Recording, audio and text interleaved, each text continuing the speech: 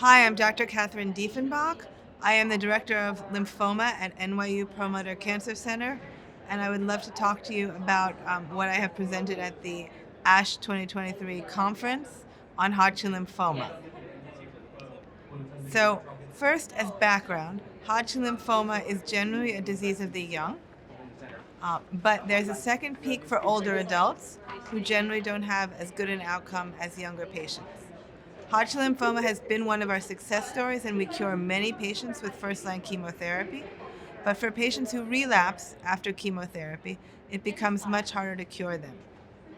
At this meeting, I presented a randomized phase 2 clinical trial of the combination of the antibody-drug conjugate Brentuximab Vedotin, which targets CD30 on the surface of the Hodgkin cell, something that is a protein that's expressed on the surface of the Hodgkin cell but very few other cells, which makes it a very good target, and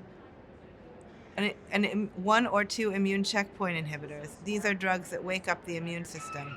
And the two drugs that I used were Nivolumab and Ipilimumab. So this study started as sequential phase 1 studies combining Brentuximab, the antibody-drug conjugate, with Ipilimumab or Nivolumab, or both together. And this actually introduced immunotherapy into the Hodgkin lymphoma space. The study I presented today was taking the most promising two arms, the doublet of Brentuximab and Nivolumab, and the triplet of Brentuximab, Ipilimumab, and Nivolumab, and randomizing 120 patients with relapsed Hodgkin lymphoma between these two arms. In terms of safety, we saw that both arms were quite safe, with a significant increase in grade 3 rash, so moderately bad rash in patients who got the triplet as opposed to the doublet, but this rash could be treated with steroid creams or, if needed, topical steroids. Otherwise, both regimens were safe and pretty well balanced. We saw a non-significant difference of approximately 6% in favor of the triplet arm compared to the doublet, but this did not meet statistical significance, and this was the primary endpoint of the study. When we looked at the progression-free survival and duration of response in the responders, for the duration of response at 24 months, we saw a 9% improvement in progression-free survival for the triplet versus the doublet, which is not yet significant, but may well be with further time to follow these curves. We'll be following patients for 5 years for progression-free and overall survival. We also looked at the impact of stem cell transplantation on patients who received this therapy.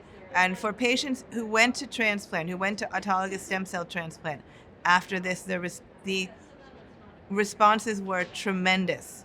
So in general, with a chemotherapy to get you into a second remission before transplant generally results in cure in about 50 to 60% of patients. We saw in our patients in either arm who went to transplant a 24-month disease-free survival of greater than 87%, which is enormously exciting, basically suggesting that for patients who had not received a checkpoint inhibitor therapy, if they received antibody-drug conjugate with checkpoint or probably chemotherapy with checkpoint, their outcome from transplant is going to be substantially and significantly better than if they receive only chemotherapy before their transplant. We also looked at the impact of this therapy on patients who elected not to go to transplant.